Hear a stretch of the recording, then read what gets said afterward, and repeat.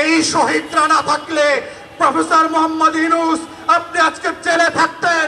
6 তলার building, lift ছাড়া, বিদ্যুৎ ছাড়া বিল্ডিং এর 6 তলায় হাসিনা আপনাকে উঠবস করাইতো। সেই দিনের কথা ভুলে যাবেন না। অথচ এখানে অনেক উপদেষ্টা দেখেছি ৭১-এর চেতনা বিক্রি করতে করতে 14ই ডিসেম্বরের শহীদদের কবর জিয়ারত করতে করতে মুখে ফেনা তুলে ফেলেছেন। কিন্তু রায়ের বাজার বধ্যভূমিতে জুলাইয়ের 114 শহীদের কবর জিয়ারত করার সময় তাদের নাই। আওয়ামী লীগ রাজনৈতিক দলের ডেফিনেশনে পড়ে কিনা সেটা আগে আদালতে আওয়ামী লীগকে প্রমাণ করতে হবে। যদি জনতার আদালতে, বাংলাদেশের গণ অভ্যুত্থান পরবর্তী বাংলাদেশ 2-এর আদালতে এবং বিচারিক আদালতে আওয়ামী লীগ প্রমাণ করতে পারে যে তারা রাজনৈতিক দলের সংজ্ঞা, সকল সংজ্ঞা পূরণ করেন, অনলি দেন তাদের রাজনীতি থাকার প্রশ্ন দ্বিতীয় প্রশ্ন আকারে আসবে। কিন্তু আমাদের কাছে গণ অভ্যুত্থানের যেই রিপোর্ট মানবাধিকারের দপ্তর থেকে এসছে, জাতিসংঘের কাছ থেকে, এটা খুব প্রচ্ছন্নভাবে পরিষ্কার। 45-এ যেই যুক্তিতে এবং যেই কারণে জার্মানিতে নাৎসিদেরকে নিষিদ্ধ করা হয়েছিল, ফ্যাসিস্টদেরকে ইটালিতে নিষিদ্ধ করা হয়েছিল, ফ্রাঙ্কোর দলকে নিষিদ্ধ করা হয়েছিল, দক্ষিণ আমেরিকার প্রত্যেকটা গণ অভ্যুত্থানের বিপক্ষের শক্তিকে নিষিদ্ধ করা হয়েছিল। কঙ্গো এবং বুরুন্ডিতে সেই লাল কাল মার্চের খ্রিস্টান মিলিশিয়াদেরকে নিষিদ্ধ করা হয়েছিল। জঙ্গি ট্রিপল এক্সকে যেইভাবে ক্লু ক্লাক্স ক্লানকে আমেরিকাতে নিষিদ্ধ করা হয়েছে, তার প্রত্যেকটা সংজ্ঞায় আওয়ামী লীগ নোবেল পুরস্কার পেয়েছে। এবং ঠিক একই কারণে আওয়ামী লীগ নামক কোন এন্টিটির রাজনৈতিক দল আকারে কোন সুবিধা পাবার কোন সুযোগ 24-এর গণ অভ্যুত্থানের পরে স্বাধীন বাংলাদেশে আর থাকতে পারে না। অতএব 1400 শহীদের রক্ত দিয়ে দেয়ালে দেয়ালে আওয়ামী লীগের ভবিষ্যৎ লেখা হয়ে গেছে। ওই ভবিষ্যৎ কোন কালো কালি দিয়ে মুছে দিয়ে আবার নতুন করে লেখবার প্রয়োজন হবে না। তাই প্রশ্ন হচ্ছে আওয়ামী লীগ প্রশ্ন আমরা কিভাবে ডিল করব, এটাই হচ্ছে সম্মিলিত সিদ্ধান্তের জায়গা। এবং প্রধান উপদেষ্টার সাথে আমরা যখন দেখা করেছি, বারবার বলেছি 4টা গণ তদন্ত কমিশন গঠন করবার জন্য। তার ভিতরে আজকের ইনকিলাব মঞ্চ যাদের কথা বলছে, যাদের দাবি নিয়ে আজকে হাজির হয়েছে, তাদের প্রত্যেকের ব্যাপারে আমরা বলেছি শাপলার গণহত্যার জন্য গণতদন্ত কমিশন করতে হবে, পিলখানার গণহত্যার জন্য গণতদন্ত কমিশন করতে হবে। কিন্তু আমরা দুঃখজনকভাবে দেখলাম পিলখানার থেকে দায়িত্ব এড়িয়ে একটা প্রজ্ঞাপন দিয়ে যে কমিশন দেওয়া হয়েছে তার ক্ষমতা খর্ব করা হয়েছে। সে মামলার প্রশ্ন আলোচনা করতে পারবে না, কোনো ফাইল রিকল করতে পারবে না, সাক্ষীদেরকে তদন্ত করতে পারবে না। ঠিক এইভাবে একই চক্রান্ত করে একটা আইওয়াশের কমিশন দিয়ে বাংলাদেশে আবার নতুন ষড়যন্ত্র হচ্ছে। যারা 2009 সালে আমার স্বাধীনতা সার্বভৌমত্বের 2টা ফোর্সকে এট এ টাইম ধ্বংস করে দিয়েছে, তাদেরকে বিচারিক আদালতের মাধ্যমে, কমিশনের মাধ্যমে বাঁচিয়ে দেবার নতুন ব্লু কলার ক্রাইমের শুরু হয়েছে।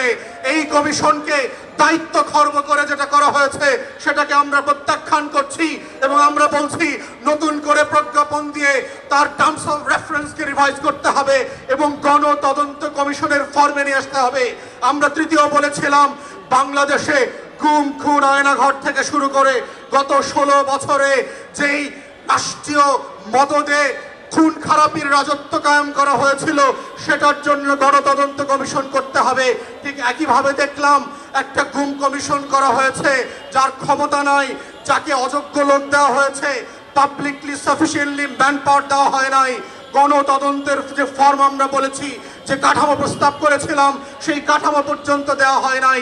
ঠিক একইভাবে প্রধান উপদেষ্টাকে আমরা বলেছিলাম জুলাই আগস্টের গণ অভ্যুত্থানকে ঘিরে একটা গণতদন্ত কমিশন করেন এবং আমরা এটার ফরম্যাট পর্যন্ত একাধিক উপদেষ্টাকে দিয়েছি।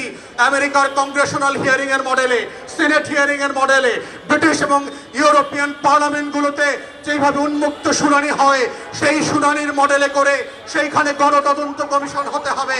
আজকের ইনকিলাব মঞ্চে এসে যেইভাবে শহীদরা তাদের বক্তব্যের কথা বলছে, সেই উন্মুক্ত শুনানিতে যেটা পিটিভি লাইভ সম্প্রচার করবে, সেখানে শহীদ পরিবার এসে তার গল্পের কথা বলবে, তার কষ্টের কথা বলবে, তার আকাঙ্ক্ষার কথা বলবে।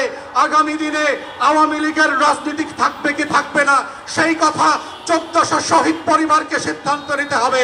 সুশীল কোন সুশীল উপদেষ্টার কথায়, কোন শাশুড়ির কথায়, দিল্লির কথায় সেই সিদ্ধান্ত হবে না।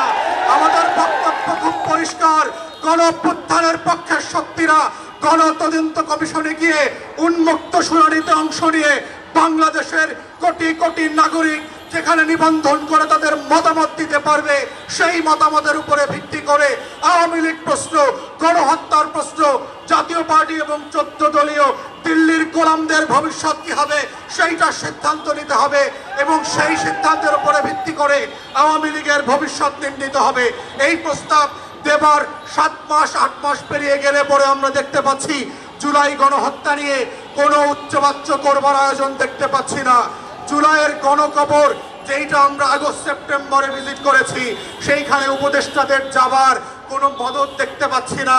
অথচ এখানে অনেক উপদেষ্টা দেখেছি 71-এর চেতনা বিক্রি করতে করতে 14ই ডিসেম্বরের শহীদদের কবর জিয়ারত করতে করতে মুখে ফেনা তুলে ফেলেছেন, কিন্তু রায়ের বাজার বধ্যভূমিতে জুলাইয়ের 114 শহীদের কবর জিয়ারত করার সময় তাদের নাই। প্রধান উপদেষ্টাকে বলছি এই শহীদরা না থাকলে প্রফেসর মোহাম্মদ ইউনূস আপনি আজকে জেলে থাকতেন। 6 তলার বিল্ডিং, লিফট ছাড়া, বিদ্যুৎ ছাড়া বিল্ডিং এর 6 তলায় হাসিনা আপনাকে উঠবস করাইতো, সেই দিনের কথা ভুলে যাবেন না। আপনার মামলাগুলো আজকে আদালত দিয়ে নাই করে দিয়েছেন, এই নাই করার রাজনীতি হইতো না, আপনার মামলা চলতো। যাদের রক্তের কারণে আজকে আপনি বেকসুর খালাস, যাদের রক্তের কারণে আপনি প্রধান উপদেষ্টা হয়েছেন, তাদের রক্তের বদলা যদি না নেন আপনাকে আগামীদের মানুষ ক্ষমা করবে না। বাঙালির চরিত্র বুঝতে হবে। তারা প্যারিস থেকে এসে এদের নায়ক যেভাবে বানাইতে পারে, তারা মির্জাফরের মতো খলনায়ক বানাইতে পারে। এই রক্ত দেওয়া শহীদ পরিবারের এই ইতিহাস ভুলে যাবেন না। তাই আমাদের বক্তব্য হচ্ছে গণতদন্ত কমিশনের মধ্য দিয়ে আওয়ামী লীগ প্রশ্ন রিজলভ করেন। এবং আমরা বারবার বলেছি বিভিন্ন প্রেসে এবং টকশোতে কি কি অপশন হতে পারে। প্রথম অপশন হচ্ছে নাৎসি মডেলে আপনি আউটরাইট আওয়ামী লীগ, জাতীয় পার্টি এবং 14 দলকে নিষিদ্ধ করে দেবেন। দ্বিতীয় অপশন হচ্ছে যদি ট্রুথ অ্যান্ড রিকনসিলিয়েশন ফর্মে যান সাউথ আফ্রিকার মডেলে, তাহলে কাদের বিচার করবেন, কোন কোন অপরাধের বিচার করবেন, আর কাদেরকে তওবা কমিশন করে হেফাজতের আলেমদের সামনে ক্ষমা চাওয়া মাফ করাইতে হবে সেইটা আলাদা করতে হবে। কাদেরকে আওয়ামী লীগ যেহেতু আমাদেরকে 3টা নির্বাচন থেকে বঞ্চিত করেছে, তার রাজনীতি নিষিদ্ধ না হলেও আগামী 3টা নির্বাচনকে আওয়ামী লীগ এবং জাতীয় পার্টিকে ন্যায্যতার ভিত্তিতে বঞ্চিত করতে হবে। কারণ সে জাতিকে নির্বাচন করতে দেয় নাই, ভোট দিতে দেয় নাই। আওয়ামী লীগের কোনো পদস্থ নেতা ওয়ার্ড ইউনিয়ন থেকে শুরু করে যারা এমপি মন্ত্রী হয়েছে গত 16 বছর, তারা বাংলাদেশে আর কোনোদিন রাজনীতি করতে পারবে না। ঠিক এইরকম শর্ত করে গণতদন্ত কমিশনের মাধ্যমে প্রয়োজনে গণভোটে দিয়ে আওয়ামী লীগ, জাতীয় পার্টির প্রশ্ন ন্যায্যতার ভিত্তিতে সমাধান করবার মধ্য দিয়েই আজকের এই শহীদদের বিচার ফয়সালা হইতে হবে।